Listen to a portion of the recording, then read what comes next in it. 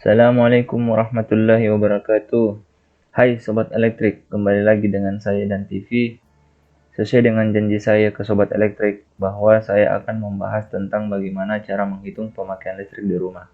Baik, lagi-lagi sebelum kita mulai, mohon bantu channel kami dengan subscribe, like, and share agar saya lebih semangat sharing ke Sobat Elektrik tentang ilmu dan perkembangan dunia kelistrikan.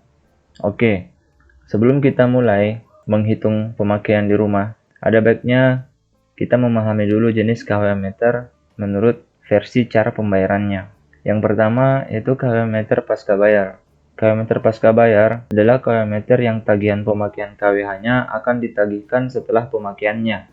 Kemudian yang kedua ada KW meter prabayar. KW meter prabayar adalah KW meter yang sistem pembayarannya di muka atau di awal sebelum pemakaiannya, yang dimana akan dikonversi dari rupiah ke dalam bentuk satuan KWH, kemudian KWH tersebut yang akan dimasukkan ke meter prabayarnya dengan menggunakan 20 digit token yang telah didapatkan dari pembelian KWH-nya.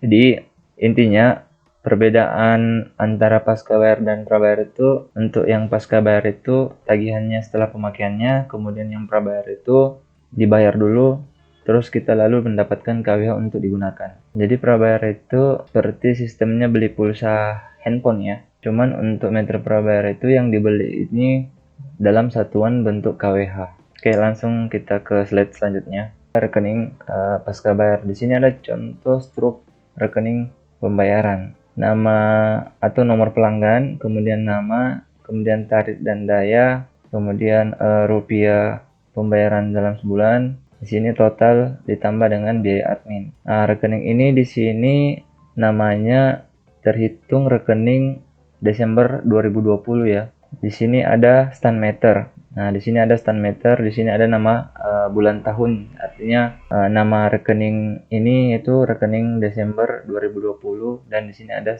posisi stand meter yang telah dikonversi jadi rupiah untuk dibayar. Kemudian di sebelah sini ada rupiah per KWH.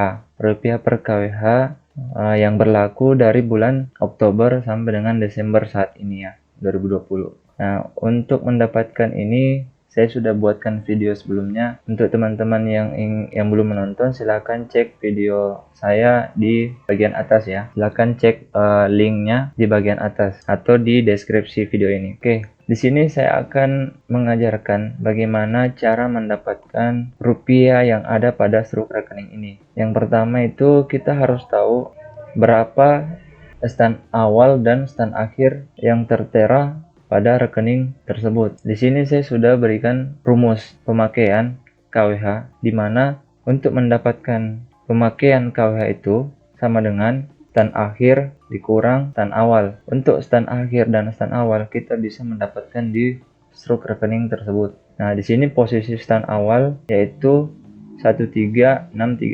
Kemudian posisi stand akhir yaitu 13708, di mana pemakaian KWH-nya sama dengan 13708 dikurang 13634 sama dengan 74 KWH. Jadi pemakaian yang ada pada struk ini yaitu 74 KWH. Kemudian bagaimana cara mendapatkan rupiah tagihannya? 110.053 rupiah. Kita langsung di sini ada rumus. Rupiah tagihan itu sama dengan pemakaian KWH dikali rupiah per KWH tarif tenaga listrik ditambah PPJ persen. Jadi rupiah tagihan sama dengan, karena sudah kita dapatkan 74 KWH, jadi kita masukkan 74 KWH dikali rupiah per KWH untuk daya 900, karena di dalam struk ini yaitu daya 900. Maka yang kita gunakan itu rupiah per KWH daya 900. Di sini untuk rupiah per KWH-nya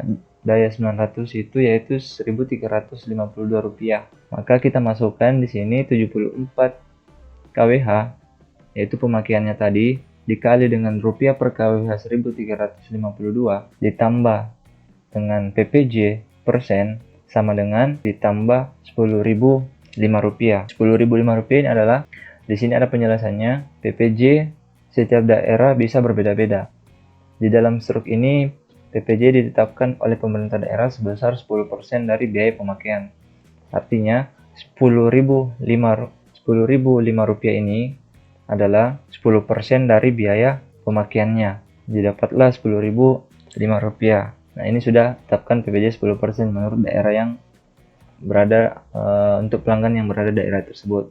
Kemudian di sini kita tambah dengan PPJ, didapatlah Rp110.053. Nah, di sini ada sudah sesuai dengan yang ada di struk, yang kita hitung sama dengan yang ada di struk rekeningnya. Jadi untuk pemakaian di bulan dan tahun Desember 2020 itu ada 74 kWh dan saat dikonversi ke rupiah yaitu Rp110.053.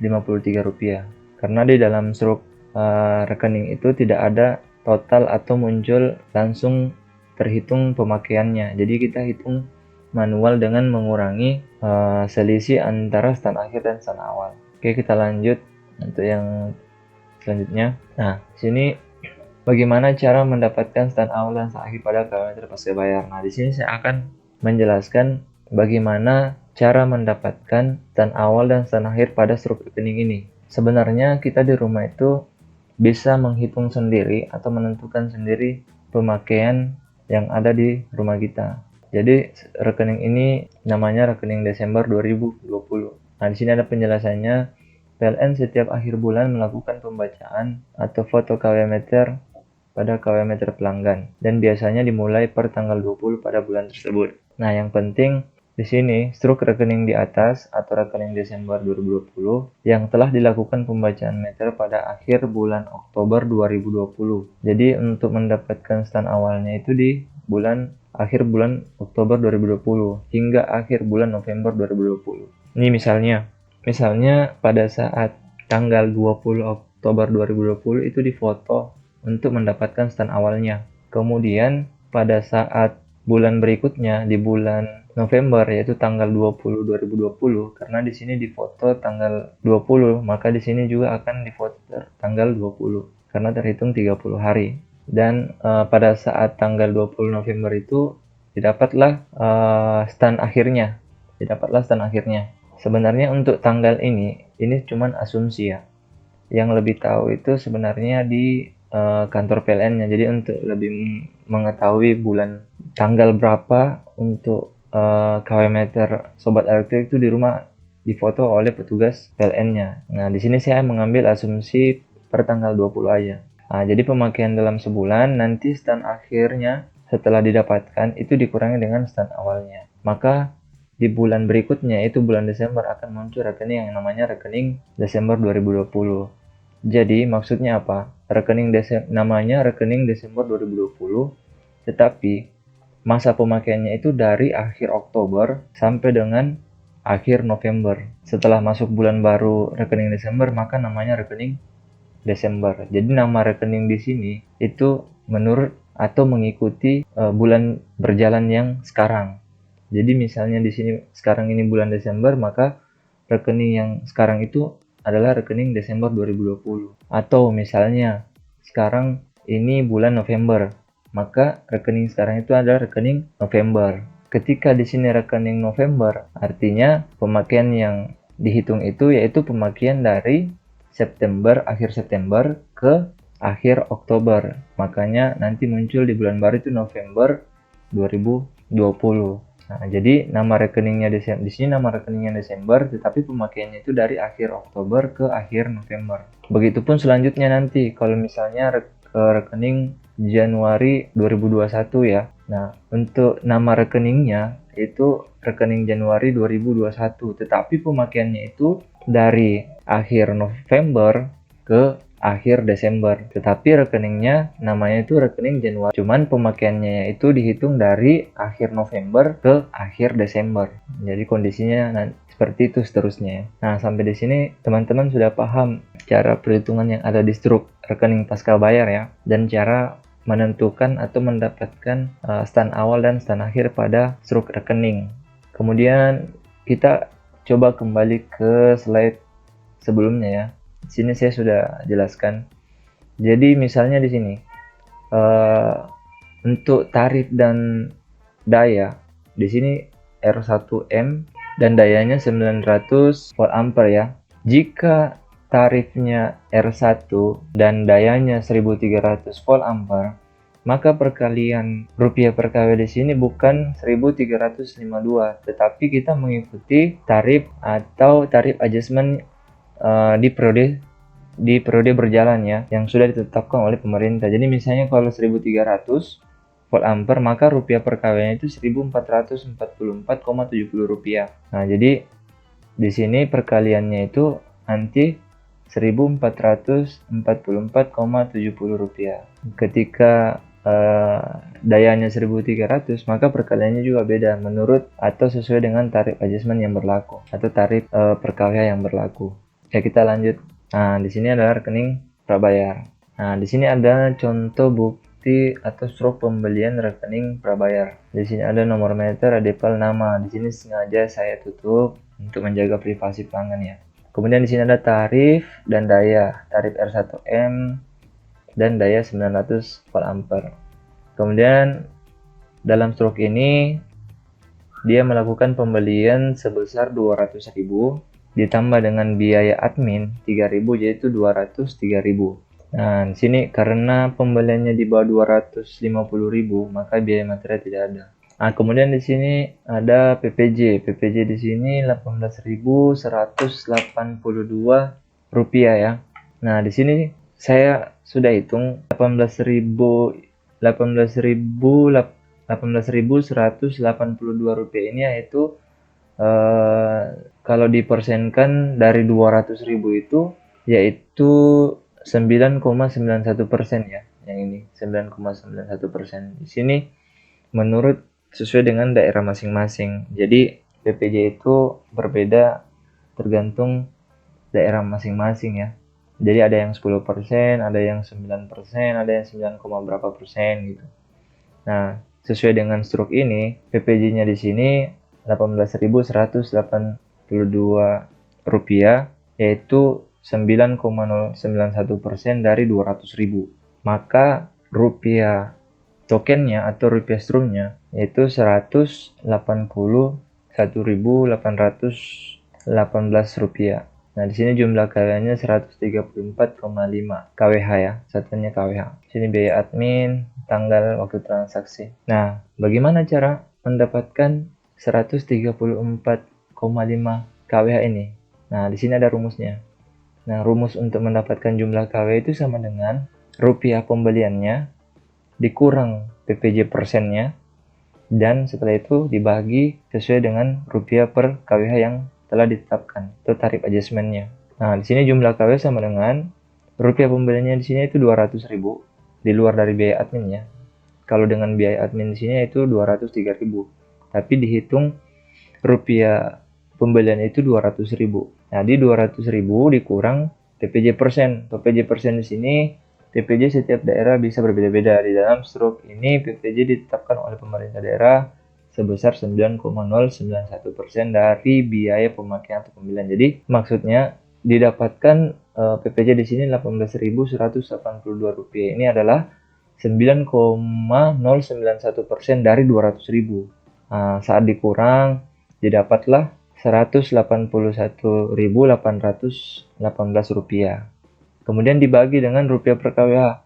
Rupiah per KWH di sini yaitu 1.352. Kenapa 1.352? Itu karena dayanya 900 volt ampere R1M. Sini R1M. Bagaimana kalau 1.300? Berarti rupiah per KWH yang kita gunakan itu yaitu 1.444,70 rupiah di sini. Cuman karena di sini yang kita hitung daya 900 volt ampere, maka yang rupiah yang kita gunakan itu 1.352 rupiah. Maka didapatlah 134,5 kWh. Nah, di sini sesuai 134,5 rupiah. Dan inilah yang akan dimasukkan ke dalam meter prabayar atau meter pulsanya sobat elektrik yang ada di rumah. Nah, ini jika pembelian pulsanya 20.000 untuk daya 1.300 volt ampere, misalnya nih jumlah KWH sama dengan, artinya si pelanggan tersebut membeli pulsa 20.000 dan di rumahnya itu memiliki daya 1.300 volt ampere. Jadi dia berlangganan 1.300 volt ampere oleh PLN kan. Jadi sama dengan di sini karena dia beli 20.000 maka kita masukkan 20.000 sesuai dengan sini rumusnya, dikurang dengan persen PPJ-nya. Nah, karena di sini berlaku PPJ-nya 9,091%, makanya kita kurangi dengan 1.818,2 rupiah. Nah, jadi 1.818,2 rupiah adalah 9,091% dari 20.000. Nah, maka didapatlah 18.182 rupiah. Nah, 18.182 rupiah ini kita bagi dengan rupiah per kWh dayanya. Jadi rupiah per kWh sesuai dengan daya yang terpasang di rumah. Karena di sini daya yang terpasang 1.300, maka yang rupiah yang kita gunakan yaitu sesuai dengan yang ada pada tarif adjustment ini, yaitu 1.444,70 rupiah. Maka didapatlah KWH yang telah dikonversi dari rupiah 20.000 tadi. Maka didapatlah KWH-nya itu 12,58 KWH. Jadi ini yang akan masuk ke dalam meter prabayar sobat elektrik ketika teman-teman membeli pulsa 20.000 untuk daya 1.300 menurut daerah sesuai dengan struk ini. Jadi karena yang membedakan di sini yaitu PPJ setiap daerah beda-beda. Nah, di sini kita mulai menghitung pemakaian yang ada di rumah. Di sini saya tampilkan contoh jenis peralatan listrik yang terpakai di rumah. Misalnya ya, ini cuman asumsi pemakaian di rumah ya. Jadi yang kita gunakan misalnya ada AC 350 watt itu digunakan selama 12 jam sehari. Kemudian ada TV 100 watt, dayanya 100 watt digunakan selama 4 jam sehari. Kemudian ada kulkas, dayanya itu 70 watt dan digunakan selama 24 jam sehari. Kemudian ada dispenser di sini 300 watt dayanya dan digunakan selama 2 jam sehari. Kemudian di sini ada rice cooker, dayanya itu 300 watt dan digunakan selama 24 jam sehari. Kemudian di sini ada 2 buah lampu dengan daya 23 watt digunakan selama 4 jam sehari. Jadi ada 2 buah lampu dengan daya 23 watt itu digunakan selama 4 jam sehari. Kemudian selanjutnya di sini ada 2 buah lampu dengan daya 11 watt itu digunakan selama 5 jam sehari. Kemudian di sini ada 2 buah lampu 8 watt digunakan selama 4 jam sehari. Dan yang terakhir di sini ada 1 buah lampu 8 watt digunakan selama 12 jam sehari. Oke, kita lanjut perhitungannya ya. Nah, di sini ada rumusnya. Nah, untuk mengetahui berapa KWH yang digunakan dalam satu peralatan menurut jam nyala atau jam operasinya. Nah, di sini ada rumusnya yaitu jumlah KWH peralatan per hari atau dalam satuan KWH sama dengan daya peralatan dalam satuan watt dikali jam nyala peralatan dalam satuan jam dibagi 1000. Kenapa dibagi 1000? Karena kalau cuma daya peralatan dalam satuan watt dikali dengan jam itu akan mendapatkan hanya satuan watt. Karena kita mencari jumlah KWH dalam satu peralatan, maka kita bagi 1000 agar mendapatkan dalam satuan KWH. Nah, di sini ada contohnya. Yang pertama ini AC misalnya ya. Nah, di sini AC dengan daya 350 watt digunakan selama 12 jam sehari. Nah, jadi rumusnya ada di atas. Jadi jumlah KWH peralatan per hari atau dalam satuan KWH sama dengan 350 watt karena dayanya 350 watt dikali karena dia operasi selama 12 jam sehari, maka kita kalikan dengan 12 jam. Jadi sini sama dengan 4.200 watt. Jadi 350 watt dikali 12 jam didapatlah 4.200 watt. Karena kita mencari satuan KWH, maka kita bagi 1000. Nah, setelah dibagi 1000 sama dengan 4,2 KWH selama 12 jam operasi. Jadi AC dengan 350 watt yang beroperasi selama 12 jam sehari itu kita dapat pemakaian KWH-nya yaitu 4,2 KWH. Oke, lanjut. Nah, di sini saya sudah hitung semua dan rekap semua. Di sini ada kolom nomor, peralatan, jumlahnya, kemudian daya dalam satuan watt, kemudian jam nyala atau jam operasi dalam satuan jam, kemudian pemakaian dalam satuan watt. Di sini ada pemakaian dalam satuan KWH.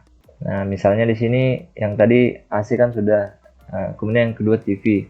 Di sini jumlahnya 1, daya daya TV-nya yaitu 100 watt, kemudian jam operasi TV itu atau jam nyala TV itu yaitu selama 4 jam. Nah, didapatlah pemakaian dalam satuan watt yaitu 400 watt selama 4 jam. Nah, kemudian untuk mendapatkan pemakaian kW-nya itu dibagi 1000. Nah, dibagi 1000 ini didapatlah 0,4 kWh itu. Nah, sampai dengan nomor 9 itu lampu. Nah, di sini ada jam masing-masing jam operasinya. Jadi di sini ada satu buah lampu dengan 8 watt, kemudian jam nyalanya itu 12 jam, didapatkan 0,096 kWh atau 96 watt. Nah, di sini total kWh yang digunakan dalam sehari untuk peralatan tersebut. Di sini ada 14,534 kWh. Ini koma ya. Jadi 14,534 kWh. Nah, di sini ada daya dalam daya sesuai dengan yang tertera di peralatan tersebut atau yang dibutuhkan peralatan tersebut ya. Jadi daya yang dibutuhkan oleh peralatan tersebut. Nah, di sini totalnya atau jumlahnya di sini yaitu 1170 watt itu. Jadi maksudnya apa? Di sini kemampuan atau kapasitas yang dimiliki oleh peralatan semuanya ini. Artinya apa? Ketika teman-teman yang di rumah terpasang hanya daya 900 volt ampere, saat semua peralatan ini beroperasi secara bersamaan, maka 900 volt ampere di rumah teman-teman itu akan jatuh, akan trip MCB-nya. Kenapa? Karena daya keseluruhan yang dibutuhkan peralatan ketika bekerjanya bersamaan yaitu 1170. Maka dari itu ketika teman-teman ingin mengoperasikan semua secara bersamaan, teman-teman harus menggunakan daya 1300 volt ampere. Jadi supaya bisa semua peralatan tersebut bisa bekerja secara bersamaan. Tetapi bagaimana jika daya di rumah teman-teman itu terpasang hanya 900 volt ampere? Sebenarnya bisa. Jadi, sebenarnya bisa, cuman teman-teman tidak bisa mengoperasikan peralatan tersebut keseluruhan atau semuanya secara bersamaan. Jadi teman-teman mungkin menyalakan AC, terus kemudian menyalakan rice cooker, kulkas karena dia 24 jam ya. Jadi itu nggak bisa mati ya kulkas, kemudian rice cooker itu bisa untuk daya 900. Kalau di sini misalnya cuman kulkas dan rice cooker ya, di sini 300 ditambah 70 berarti kan masih 370 watt ya. Jadi untuk daya 900 masih bisa. Kemudian lampu-lampu ini kan cuman 23 watt, 18 watt ya kan. 11 watt, 8 watt gitu. Jadi untuk daya 900 itu sebenarnya masih bisa operasi, cuman nggak semua peralatan ini bisa bekerja bersamaan. Paling tidak ada lampu yang setidaknya padam. Kalaupun ingin mengoperasikan semuanya itu setidaknya membutuhkan daya terpasang di rumah itu 1300 volt ampere. Nah, kita lanjut ya. Di sini kita sudah dapat total kWh yang digunakan untuk semua peralatan ini dalam sehari ya. Nah, dalam sehari itu kWh yang didapat itu 14 atau kWh yang digunakan itu 14,534 kWh. Nah, di sini ada rumusnya sesuai yang kita hitung dari tadi. Di sini jumlah kWh peralatan per bulan atau dalam satuan kWh sama dengan 14,534 kWh. Jadi total kWh dalam sehari dikali dengan 30 hari. Maka didapatlah kWh dalam sebulan. kWh dalam sebulannya itu 436,02 kWh di dalam sebulan. Nah, untuk menentukan rupiah tagihan dalam sebulan dari pemakaian kWh yang kita sudah hitung, maka rumusnya sesuai dengan yang saya sudah jelaskan tadi, di mana rupiah tagihan sama dengan pemakaian dalam satuan kWh dikali rupiah per kWh atau TTL ditambah PPJ persen. Nah, di sini sama dengan, karena kita sudah hitung semua yang tadi pemakaian sebulannya yaitu 436,02, maka kita masukkan 436,02 dikali rupiah per kWh. Karena di sini saya mengasumsikan di sini menggunakan daya terpasang 900 volt ampere, maka saya kalikan dengan daya terpasang itu 1352 ya, ditambah dengan PPJ persennya. Nah, pasti teman-teman bertanya, loh, kok pakai atau menggunakan daya tarif 900? Emang dengan 1170 konsumsi daya semua peralatan nanti bisa menggunakan daya terpasang di rumah itu 900 volt ampere? Bisa sebenarnya. Jadi saya kan bilang tadi bahwa pada saat dia bekerja secara bersamaan, jadi misalnya ini menyala semua nih, itu yang tidak bisa. Jadi itu yang tidak bisa, makanya teman-teman harus membutuhkan daya di atas dari daya yang beroperasi, misalnya 1300 volt ampere. Tetapi kalau teman-teman yang terpasang di rumah 900, misalnya nih AC dulu menyala di luar kan, kemudian kulkas, rice cooker yang menyala di luar nih, tapi yang lain mati. Tapi setelah itu teman-teman misalnya TV atau rice cooker kalian matikan dulu, kemudian teman-teman jalankan lampu selama 4 jam, kemudian jadi nyalanya itu tidak bersamaan, nyalanya itu bergantian, tetapi mereka ini operasi dalam sehari. Jadi peralatan ini operasi dalam sehari, cuman tidak bersamaan. Makanya di sini bisa menggunakan daya 900 volt ampere. Tapi kalau misalnya di sini dia operasinya secara bersamaan dengan jam yang sama, dengan waktu yang sama, posisi yang sama, itu teman-teman harus membutuhkan daya yang lebih dari daya yang terpasang. Oke. Jadi kita lanjut. Di sini kita sudah hitung 436,0 ini adalah pemakaian sebulan dikali dengan rupiah per kW daya 900 yaitu 1352. Maka didapatlah 589.499,04 rupiah ditambah dengan PPJ persen. Nah, PPJ setiap daerah itu bisa beda-beda. Di dalam hal ini PPJ diasumsikan sebesar 10% dari biaya pemakaian atau pembelian. Artinya di sini sudah saya hitung untuk PPJ 10%-nya yaitu 58.949,90 rupiah. Ini adalah 10% dari rupiah tagihan pemakaian ini. Maka setelah ditambah dengan 10%, didapatlah rupiah tagihan keseluruhan yaitu 648.449 rupiah. Jadi ini adalah tagihan dalam sebulan dengan pemakaian ini, pemakaian dengan peralatan ini, dengan jam nyala operasi yang ini, kemudian daya yang ini. Tagihannya yaitu 648.449 rupiah dari pemakaian total sebulan yaitu 436,02 kWh dalam sebulan. Nah, sampai di sini semoga teman-teman sudah paham ya. Dari awal saya jelaskan bagaimana cara menentukan stand awal, stand akhir, kemudian sistem pembayaran meter pasca, meter prabayar, kemudian cara menghitung pemakaian dari peralatan yang terpasang di rumah, kemudian gimana cara menggunakan peralatan yang melebihi dari daya yang terpasang. Jadi memang harus bergantian, jadi nggak bisa bersamaan semua kalau misalnya daya di rumah itu kecil gitu. Oke, sampai di sini dulu ya. Tunggu kami di video-video terbaru selanjutnya. Lebih dan kurangnya mohon dimaafkan. Assalamualaikum warahmatullahi wabarakatuh.